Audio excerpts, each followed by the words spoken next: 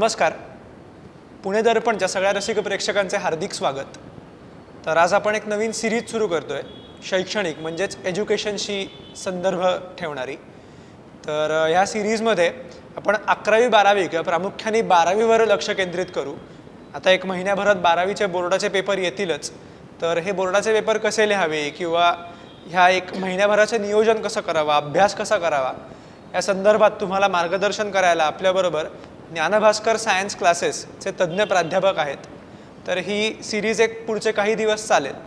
तर आजचं पहिलं पुष्पाचं पहिलं सत्र, या सत्रामध्ये आपल्याबरोबर प्राध्यापक ज्ञानेश वैद्य सर आहेत.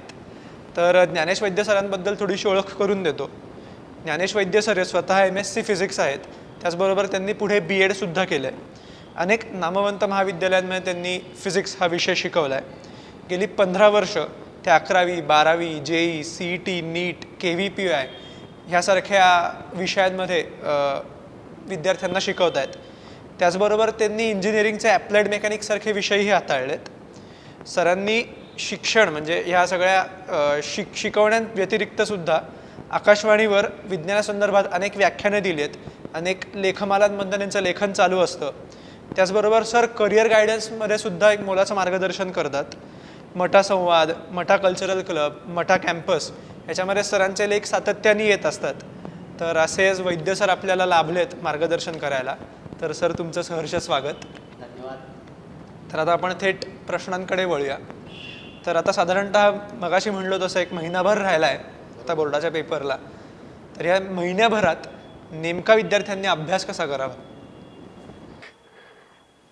खरं पाहता आता अभ्यास म्हणजे सगळे चॅप्टर्स आपण जर का बघितले फिजिक्सचे तर ते सगळे एकदा करून आपले झालेले असणार आहेत. आणि आता आपलं आहे ते रिव्हिजनचा पार्ट. तर सगळ्यात महत्त्वाची गोष्ट आत्ता करणं आवश्यक ते म्हणजे शेवटचे काही दिवस राहिलेले असताना आपल्याला अभ्यासाला खूप कमी वेळ हातात असतो. त्यावेळेला काय केलं पाहिजे तर प्रत्येक पेजची एक शॉर्ट नोट आपण बनवली पाहिजे. म्हणजे मी टेक्स्टबुक ओपन केलं, टेक्स्टबुकमधलं फर्स्ट पेज रोटेशनल डायनॅमिक्स हा चॅप्टर आपला आहे. त्या रोटेशनल डायनॅमिक्स चॅप्टरमध्ये फर्स्ट पेजवरती बोर्डाच्या पॉईंट ऑफ व्ह्यूनी इम्पॉर्टंट काय काय आहे ते मी एका छोट्याशा मी माझ्या क्लासमध्ये सुद्धा विद्यार्थ्यांना सांगतो. या स्टिकी नोट्स मिळतात. त्या स्टिकी नोट्स ज्या मिळतात त्या स्टिकी नोट्सवरती किंवा एका रफ पेपरवरती तुम्ही लिहा की ह्या पेजमधलं इम्पॉर्टंट काय काय की जे बोर्डाला करता महत्त्वाचं आहे हे ते इथे चिकटवून ठेवा किंवा तिथे लावून ठेवा, इन्सर्ट करून ठेवा. याचा फायदा काय होईल की आपली रिव्हिजन होईल ते लिहित असताना. आणि त्याचबरोबर लास्ट मोमेंटला ज्यावेळेला आता एक्झाम आहे त्यावेळेला मला सगळं टेक्स्टबुक परत वाचायची गरज पडणार नाही. मला फक्त त्याच्या स्टिकी नोट्स आहेत तो इम्पॉर्टंट पॉईंट वाचून गेला की तो अख्खं पेज माझ्या डोक्यात एका क्षणात बसेल आणि याची खूप मदत होईल. त्यामुळे आता त्याच्यावरती भर द्यायचा की प्रत्येक पेजची शॉर्ट नोट बनवायची आणि टेक्स्टबुकमधली सगळी सॉल्ड आणि अनसॉल्ड न्यूमरिकल्स ही आपल्याला जमलीच पाहिजेत. There is no any other option. पहिलं टास्क ते. आता जर का माझं ते झालं असेल, माझी सगळी सॉल्ड आणि अनसॉल्ड न्यूमरिकल्स करून झालेली असतील, ती मला व्यवस्थित जमत असतील, तर मग बाजारात अनेक पुस्तकं उपलब्ध आहेत की ज्याचा वापर करून बांगवीसारखं टेक्स्टबुक पुस्तक आहे याचा वापर करून तुम्ही न्यूमरिकल्स सॉल्व करू शकता आणि बोर्डाची प्रिपरेशन करू शकता. पण मुख्य भर द्या तो सॉल्ड आणि अनसॉल्ड न्यूमरिकल्सवरती. फिजिक्स म्हणलं की एक महत्त्वाचा मुद्दा येतो तो म्हणजे डेरिव्हेशन. आणि त्याच्यामध्ये बऱ्याच मुलांना धडकी भरते आणि आंधळेपणाने रट्टा मारला जातो सगळ्याच्या डेरिव्हेशनचा. आणि खरं तर त्याला काही अर्थ नसतो, कारण थोडंसं जरी इकडे तिकडे झालं तर ते सगळं वाटच लागते म्हणजे कंप्लीट उत्तराची. तर डेरिव्हेशन आता करताना मुलांनी नेमकं काय डोक्यात ठेवावं किंवा कसे त्याला ॲप्रोच करावा? कोणतेही डेरिव्हेशन ज्यावेळेला आपण म्हणतो ना त्यावेळेला डेरिव्हेशनचे 4 भाग असतात. एक डायग्रॅम, दुसरं ते डायग्रॅमचं डिस्क्रिप्शन, तिसरं मॅथमॅटिक्स आणि चौथं कन्क्ल्युजन. हे 4 पार्ट आपले कव्हर झाले पाहिजेत. आता खरं सांगू का मुलांनो, तुम्ही डायग्रॅम जर का नीट लक्षात ठेवली, ते कन्स्ट्रक्शन नीट लक्षात ठेवलं ना, ती डायग्रॅम जर का तुमच्या डोक्यात बसलेली असेल ना तर तुमचे पहिले 2 पॉईंट इथेच सॉल्व होतात. ते म्हणजे डायग्रॅम आणि त्याचं डिस्क्रिप्शन. डिस्क्रिप्शन हे तर कधीच पाठ करायचं नसतं, कारण डिस्क्रिप्शन हे तुम्हाला तुमच्या स्वतःच्या शब्दात लिहायचं असतं. What is the description means exactly. जी काही तुम्ही डायग्रॅम ड्रॉ केलेली आहे, जे काही कन्स्ट्रक्शन आहे ते तुम्हाला मेन्शन करायचं की अरे डायग्रॅम काय आहे देर इज अ लेन्स, मग ती लेन्स आहे, किंवा सर्क्युलर मोशनचा एखादा चॅप्टर असेल तर there is a road and vehicle is turning on it. जे काय ते तुम्हाला लिहायचं आहे, पण हे लिहिताना एक गोष्ट मात्र पाळायची की हे सगळं लिहिताना तुम्हाला सायंटिफिक लँग्वेजमध्ये लिहायचं आहे आणि स्वतःच्या शब्दात लिहायचं आहे. So there is no need to mug up, रट्टा मारायची गरज नाही आहे, हे तुम्हाला स्वतःच्या शब्दात लिहायचं आहे. आता पुढची स्टेप ही आली मॅथमॅटिक्स. एक महत्त्वाचं याच्या इथे मी सांगू इच्छितो की यातलं जे डिस्क्रिप्शन हा जो पार्ट आहे ना, बरेच जणं हे डिस्क्रिप्शन लिहित नाहीत, लिहायला विसरतात आणि आपले मार्क्स तिथे जातात आणि मग आपण रडत बसू, मार्क्स कुठे गेले, मी तर सगळा पेपर लिहिला होता. आपण डायग्रॅम ड्रॉ केली, प्रत्येक स्टेप्सला बोर्डाला मार्क्स आहेत, डिस्क्रिप्शन मिस झालं, संपलं. अजून एक महत्त्वाची गोष्ट याच्यात की आपण जी मॅथमॅटिकल स्टेटमेंट्स लिहितो त्याची सुरुवात लक्षात ठेवा.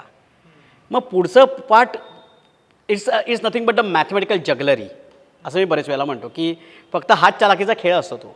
तुम्हाला ते फक्त याच्याकरता डेरिव्हेटिव्ह इंटिग्रेशन हा पार्ट थोडासा आपला नक्की पक्का पाहिजे.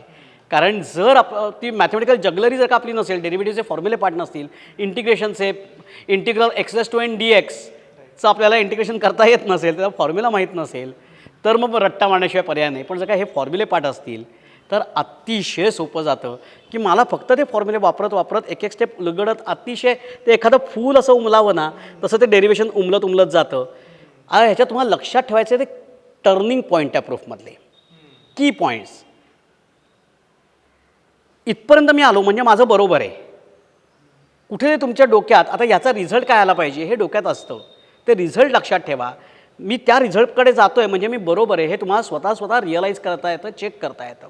आणि हे सगळं करत असताना तुम्ही ज्यावेळेला पेपर लिहिता, म्हणजे ज्यावेळेला ते डेरिव्हेशन लक्षात ठेवता, त्यावेळेला फक्त मी म्हटलं जर जिथे टर्निंग पॉईंट आहे की हां इथे प्रूफ त्याची दिशा बदलतं आहे, तेवढे पॉईंट फक्त लक्षात ठेवायचे. आणि मगाशी मी जो स्टिकी नोटचा उल्लेख केला त्याच्यावरती ती डायग्रॅम डिस्क्रिप्शन तुम्ही तुमच्या शब्दात लिहिणार, ती डायग्रॅम डोक्यात बसली की डिस्क्रिप्शन ॲटोमॅटिकली लिहिता येतं, त्याला काही वेगळं करावं लागत नाही. आणि मग जे मॅथमॅटिक्स जे आहे त्या मॅथमॅटिक्सचा ज्या वेळेला आपण विचार करतो त्यावेळेला त्या टर्निंग पॉईंटच्या की नोट्स तिथे आपण लिहून ठेवल्या, स्टार्टिंग पॉईंट आणि टर्निंग पॉईंट्स हे लिहून ठेवले की ॲटोमॅटिकली ते प्रूफ आपल्या डोक्यात बसत जातं आणि आपल्याला अतिशय चांगल्या प्रकारे ते प्रूफ लक्षात राहतं. ते पाठ करायची गरज पडत नाही. जे थोडक्यात तुम्ही आता सांगितलं याच्यावरनं मला असं वाटलं की आपण एक ॲक्शन थ्रिलर सिनेमाची स्टोरी कशी मित्राला सांगतो, करेक्ट, त्या पद्धतीने आपण डेरिव्हेशन लक्षात ठेवले पाहिजे. काय मी एक गंमत सांगतो बरं का. म्हणजे मी 12वीला असताना हे उद्योग करायचो तर, आणि माझी प्रूफ ॲटोमॅटिकली लक्षात राहायची, मला काही पाठ वगैरे कधी करावी लागली नाही सुदैवानी. मी जे प्रूफ मला कळलं आहे मी असं ॲझ्युम करायचो की माझ्याकडे एक फळा होता घरी आणि माझ्यासमोर स्टुडंट्स बसले आहेत, म्हणजे माझी खरं शिकवण्याचं होतं. त्यांनी सांगितलं 15 वर्ष, पण ते खरं तर अजून आपण मागे जाऊन 20-22 वर्षाचं न्यायला काही हरकत नाही. कारण की मी 12वीत असल्यापासून मी मुलांना शिकवतोय, फक्त तेव्हा मुलं इनव्हिजिबल होती. मी 12वीत असताना असं ॲझ्युम करायचो की माझ्यासमोर जी मुलं बसली आहेत त्यांना मी शिकवतो आहे. आणि मी ॲक्च्युली ते प्रूफ शिकवायचो. शेवटचे 2 महिने मी हे काम करत होतो की ते मी शिकवायचो ॲक्च्युली. आणि त्याच्यामुळे ती कन्सेप्ट जास्त चांगली माझ्या डोक्यात बसायला लागली आणि खूप इझी जायला लागलं ते मुलांना समजावणं, सांगणं आणि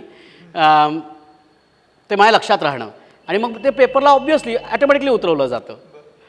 येस, ते आहेच. म्हणजे म्हणतातच ना की जेव्हा तुम्ही शिकवता तेव्हा तुम्हालाच जास्ती आकलन होतं. करेक्ट. म्हणजे एकदा शिकवणं म्हणजे दोनदा शिकणं असं म्हटलं जातं. त्यामुळे ॲटोमॅटिकली ते तुमचं एकदा मी जेव्हा शिकवायचं आहे मला कोणाला तरी तेव्हा मी वाचतो. वाचन झाल्यानंतर मी पुस्तक बंद करतो आणि मी शिकवतो. तर शिकवत असताना मी एक एक उलगडत जातो टर्म. त्यावेळेला मी परत एकदा मी विचार करतो तेव्हा मी शिकत असतो आणि लिहितो त्यावेळेला अजून वेळ शिकत असतो. एखादा ट्वाईस नाही, खरं थ्राईस म्हटलं पाहिजे. ते तुमचं ॲटोमॅटिकली लर्निंग होऊन जातं. So this is the best way असं मला कायम वाटतं. ह्याच्यावरनंच एक प्रश्न असा येतो की डेरिव्हेशन हे फक्त वाचन त्याचं करण्यापेक्षा किंवा ते मगअप करण्यापेक्षा मे बी ते लिहिणं हे जास्ती काय फायद्याचं ठरतं. आणि लिहिणं म्हटल्यापेक्षा मला त्या स्टेप्स मला एकानंतर दुसरी उलगडता येते का, मला मी पाठ करून लिहिता येते का नाही म्हणते, मी उलगडता येते का हे म्हणतोय. म्हणजे मला स्वतःला थोडक्यात जर का आपलं मॅथमॅटिक्स क्लिअर असेल ना तर हे सहज उलगडत जातं. बरोबर. तर आता हा झाला डेरिव्हेशनचा मुद्दा. दुसरा एक मुद्दा जो बऱ्याच विद्यार्थ्यांना जिकडे गल्लत होते ती म्हणजे न्यूमरिकल्स. तर न्यूमरिकल्स आपण ब्रेकडाऊन थोडं आपण जास्ती करूया. सुरुवातीला काय लागतात तर फॉर्म्युले, आणि ते लक्षात ठेवणं म्हणजे फार कष्टाचं काम. आता मी प्रूफच्या वेळेला सांगितलं की प्रूफ अजिबात पाठ करायचं नाही, ते उलगडता आलं पाहिजे. फॉर्म्युले मात्र आपल्याला पाठच केले पाहिजेत. कारण की जर फॉर्म्युले मला पाठ नसतील तर मी आता आपण बघितलं की तर इलेक्ट्रिक फील्ड इंटेन्सिटीचे फॉर्म्युले F/Q force upon charge 1/4πε0 minus dV/dx हे तिन्ही फॉर्म्युले इलेक्ट्रिक फील्ड इंटेन्सिटी म्हटल्याने माझ्या डोळ्यासमोर उभे राहिले पाहिजेत. ते सहजतेने उभे राहत असतील तर मला त्याच्यावरती बेस असलेलं न्यूमरिकल हे सॉल्व करता येईल. आता इलेक्ट्रिक फील्ड इंटेन्सिटी मी जनरली पॉईंट चार्ज करताचे आत्ता फॉर्म्युले सांगितले. पण मग पुढचा विचार की मी ज्यावेळेला न्यूमरिकल वाचतो ते न्यूमरिकल वाचल्यानंतर तो स्फिअर असेल तर फॉर्म्युला काय होईल, सिलेंडर असेल तर फॉर्म्युला काय होईल, हे व्हेरिएशनसुद्धा माझ्या डोक्यात रेडी असतील, मला पाठ असतील तर मला ते सहज जाईल सोडवणं. मग यात काही नाही, मग त्या परत फक्त व्हॅल्यू टाकायच्या, ॲन्सर काढायचं, इतकं सोपं काम आहे. त्यामुळे फॉर्म्युले पाठ असणं हे महत्त्वाचं आहे. पण ते फॉर्म्युलेमध्ये एक विषय असा होतो की इस्पेशली P2मध्ये जास्ती होतं की इतके सिमिलॅरिटीज आहेत ना चॅप्टरमध्ये सर की फॉर्म्युल्यामध्ये कन्फ्युजन होत जातं की हा फॉर्म्युला नेमका कुठला. किंवा मग सुरुवातीला म्हणजे आपण इंडिव्हिज्युअली चॅप्टर करतो तेव्हा ठीक आहे बाबा आपण फॉर्म्युले लक्षात ठेवू शकतो त्या चॅप्टरचे. पण जेव्हा ते सगळं एकत्र येतं तेव्हा हा फॉर्म्युला तिकडे गेला, तो फॉर्म्युला इकडे गेला, ह्या गोष्टी P2त खूप जास्ती होतात P1पेक्षा. तर हे ओव्हरकम करायला काय केलं पाहिजे?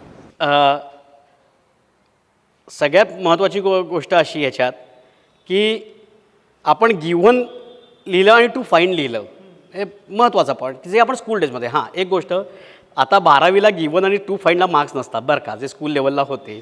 त्यामुळे कोणाला तरी असं वाटेल मी गिव्हन आणि टू फाईंड लिहिलं की मला मार्क्स मिळतील.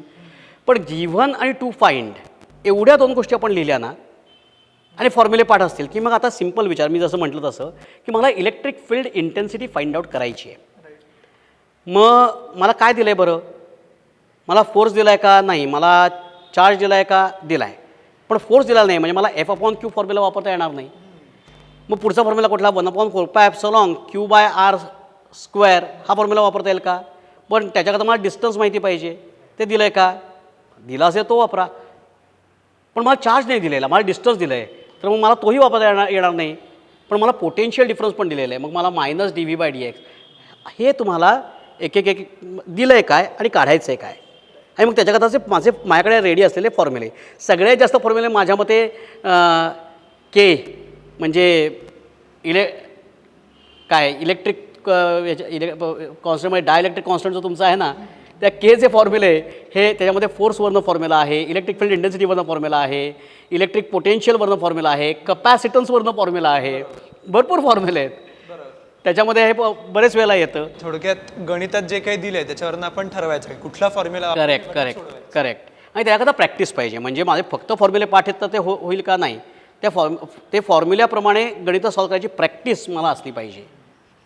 पुढचा मुद्दा जेव्हा सबस्टिट्यूट करतो व्हॅल्यूज तेव्हा 10⁻⁻⁹ आणि असे अनेक भीषण दिसणारे आकडे आपल्याला तिकडे दिसतात. आणि मग मुद्दा येतो तो म्हणजे लॉग टेबल. आणि त्या लॉग आणि अँटी लॉगच्या नादात बऱ्याच वेळेला उत्तरं चुकतात. मी असं सजेस्ट करेन की 10⁻⁹ चार्ज ऑफ इलेक्ट्रॉन 1.6 × 10⁻⁹. सो अशा ज्या काही तुमच्या व्हॅल्यूज येतात, पॉवर्स येतात, त्या पॉवर्सला लॉगनी कॅल्क्युलेट करायचंच नाही. त्या पॉवर्सला वेगळं बाहेर काढा आणि बाहेर त्याची कॅल्क्युलेशन्स वेगळी करा पॉवरची. आणि जी लॉगच्या व्हॅल्यूज आहेत त्याची कॅल्क्युलेशन्स ही वेगळी करा.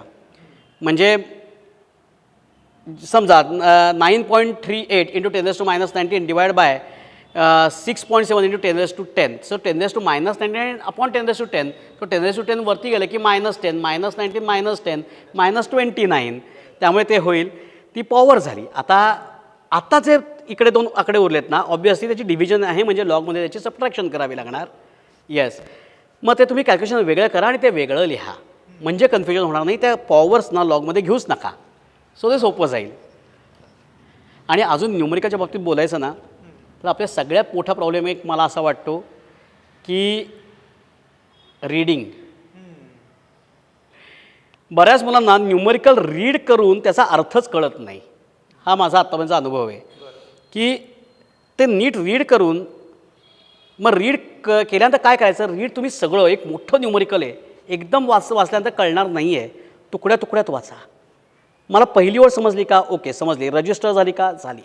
आता दुसऱ्या ओळीकडे जा, मला दुसरी ओळ समजते का, येस, मग तिसरी ओळ. अशी एक ओळ उघडत न्या, त्यात काय काय दिलं आहे तो गिव्हन डेटा पेपरवरती नोट डाऊन करत पुढे जा म्हणजे ते तुम्हाला न्यूमरिकल कळेल. बरीचशी न्यूमरिकल्स अशी असतात स्केलर वेक्टरची आहेत किंवा motion in a plane, motion in 2D, motion in 3Dची न्यूमरिकल्स आहेत की ज्याच्यामध्ये डायग्रॅम ड्रॉ केल्याशिवाय किंवा ट्रेसेस इलास्टिसिटीमधली काही न्यूमरिकल्स असतात, डायग्रॅम ड्रॉ केल्याशिवाय ती न्यूमरिकल तुम्हाला सॉल्व करता येत नाहीत.